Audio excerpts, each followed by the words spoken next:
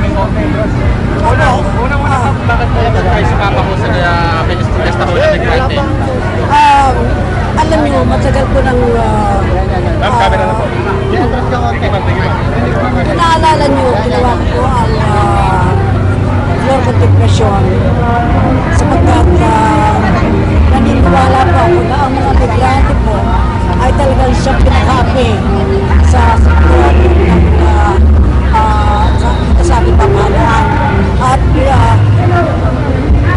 isa rin ang mga migrante, ang mga ating mga migrante na pinapabayaan ng ating gobyerno. Kaya nandito po ako para tumulong at supportahan ko sila lahat. Ma'am, ano po yung pakaramdam at kayo lumanap po bilang isang dapat sa katauhan po ng contemplation? Para ako si Flor, yung ginagawa namin yan. Naramdaman ko yung kanyang hirap habang nagsisimpo kami, yung hirap na nalas niya sa ibang bansa. At kaya siguro na-portray ko yung role na Flor dahil parang naging katauhan ko yung kanyang kaluluwa. Ma'am, itong pagsama po ninyo sa rally, ma'am, panawagan na rito kay Aquino at pangalagaan naman yung kapakanan ng mga magagawa sa ibang bansa. Isa rin yun dahil sa alam niyo may personal akong, kung tutusin may personal akong pinag-usapan niya namin nung pero hindi ko na ulitin yun. Ang importante sa akin ay yung mga sobra ng kapalpakan sa mga desisyon niya sa kanyang pamahalaan. Kaya nandito rin po ako para sana ay gumising lang yung ating mga kababayan. Siguro alam naman nila kung ano nangyayari talaga sa ating pamahalaan. At gusto ko talaga bumaba na siya talaga. Bumaba po Sa pwesto. Bakit po, ma'am? Katulad ng sinabi ko kanina, marami na kapalpakan siya mga ginagawa. Sa ngayon, ang pagkakalap ko nga ay hindi na siya nakikinig sa kanyang mga advisors. Pwede sarili nila ng desisyon talaga yung kanyang ginagawa. Wala na, parang siya na kung ano yung gusto niya, yun na susundin kailangan. Hindi po pwede yun. Salamat po. Wala pong himala. Kung inaakala rin na Noy na mayroong himala, wala pong himala. At yung mahabang kalbaryo po na ating binaybay, ito po ay hindi isang pelikula. Ito po ay totoong buhay ng mga migranteng Pilipino at kanilang mga pamilya. Kaya ngayon po, kinararangal po natin makapiling ang lahat ng mga malalapit sa puso ni Flor Contemplacion. Ang gumanap bilang Flor Contemplacion at isa sa tagapagtaguyod ng karapatan at kagalingan, ang pambansang alagad ng sining, si Miss Nora Honor. Magandang hapon po sa inyo lahat. Flor Contemplacion, ngayon po ang ika-20 taon ng kanyang pagkamatay.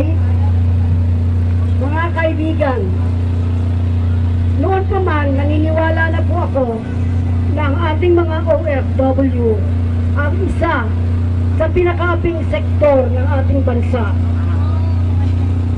Isa rin po sila sa laging napapabayaan ng gobyerno. Kaya nang alukin po ako na gawin ang pelikulang Flor Contemplacion, hindi po ako nagdalawang isip. Nang makilala ko po ang pamilya ni Flor, ay lalo ko pong naintindihan ang sinasapit ng ating mga kababayan abroad. Kaya di po nagtagal, gumawa kami ng dulang DH, ibig sabihin domestic helper, na tungkol pa rin po sa ating mga kababayan OFW. Naririto po ako ngayon kasama ninyo upang makisa sa panawagan na ating protektahan at ipaglaban ang mga kababayan nating OFW. Taong 1995, nang bitayin po si Flor Contemplacion sa Singapore, kasabay na namatay ang marami nating akala. Akala natin ay paraiso ang maging migrante sa ibang bansa. Akala po natin ay maaayos ang buhay ng ating mga pamilya sa pangingibang bayan ni tatay o ni nanay. Akala natin ay uunlad din ang ating bayan sa laki ng remittance na pinapasok ng mga OFW sa bansa. Mali po pala. Kaya naman makaraan ang 20 taon, mas masaol pa ang kalagayan ng mga migranteng Pilipino ngayon kaysa noong panahon ni Flor. At sa kabila ng walang patid na mga kaso ng rape, pang-aabuso, pagmamaltrato, paglabag sa mga labor contract, pag-aresto, pagkulong, mas dumami pa ang lumalabas na OFW na tinatayang 2 milyon bawat taon. Sa kabila po nito, tuloy-tuloy ang lantarang atake sa kabuhayan at karapatan ng mga manggagawa at karapatan ng pamilya sa loob ng labas ng bansa. Paparami at pakalubha ang kalagayan ng ating mga kababayang nabibiktima ng puwersang migrasyon at labor export policy ng gobyerno. Ang Pilipinas po ay isa sa mga pangunahing pinanggagalingan ng mga biktima ng human trafficking at illegal recruitment, pang-aabuso, pagmamaltrato, pangungotong, pang-aalitin, rape at sexual harassment, pagpatay, crackdown, diskriminasyon, kalamidad at krisis sa ibang bansa. Lalong dumami, milyon-milyon ang mga nabibiktima o nabiktima sa ilalim ng panunungkulan ni Pangulong Noynoy Aquino. Karamihan sa kanila ay napipilitang lumabas ng bansa sa paraang legal o illegal at nakakaranas ng mapagsamantalang mga kondisyon sa labas ng bansa.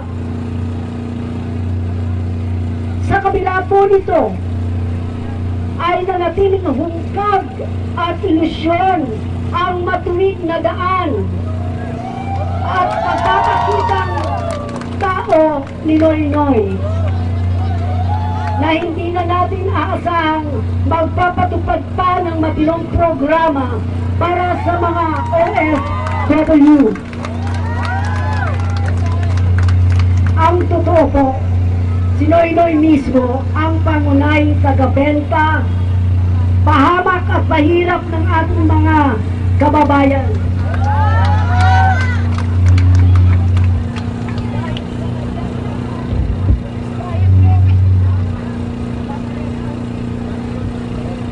Dahil po sa kanyang mga patakaran at walang aksyon, dahil sa kanyang pagpapakatuta sa imperialistang dayuhan, siya mismo ang nagtataboy sa ating mga manggagawang Pilipino na lumabas ng bansa.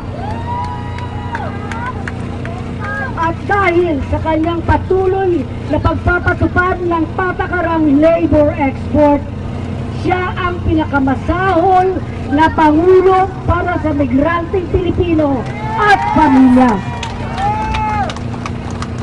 Ibig sabihin, tumitindi pa ang kahirapan, sahod alipin o di nakabubuhay na sahod, kawalan ng empleo at pambubusabo sa loob mismo ng ating bansa. Pinalalatan nito ang pangungulimbat sa kaban ng bayan ni Aquino at ang kanyang mga alipores. Dahilan ito para lalong maghimagsik ang migrante at mamamayan. Pero tama ang akala na may paraan pa. Kung tayo pong lahat ay ay nagkakaisa at sama-samang makikibaka hindi lamang po ang mga migrante at kanilang pamilya, kundi kasama ang malawak na bilang ng mamamayan.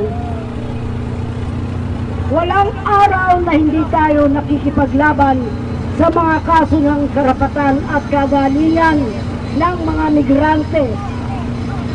Ngunit ang mga ito'y kagyap at pansamantala at pabalik-balik lang ang mga problema. Ang higit na mahalaga, lutasin mismo ang ugat ng problema. Hindi na natin kailangang ibang bayan kung may trabaho sa bansa na kayang bumuhay ng isang pamilya, kung may pambansang industrialisasyon, kung may tunay na reforma sa lupa, kung may tunay na pagbabago sa bulok na sistema. Hindi na natin kailangan pa ang maraming biktima ng pangangalakan, pang-aalipin at pagsasamantala. Hindi na natin kailangan ng mga pamilyang naulilat nagdurusa para sabihin sa ating mga sarili, tama na, sobra na, noy-noy, mag-resign na lang.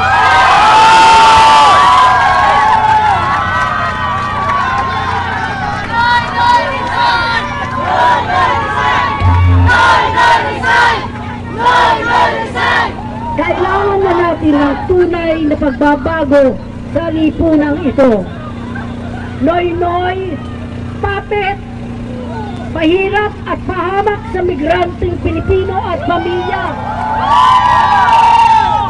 Nakabubuhay na sahod sa Pinas, hindi trabaho sa labas.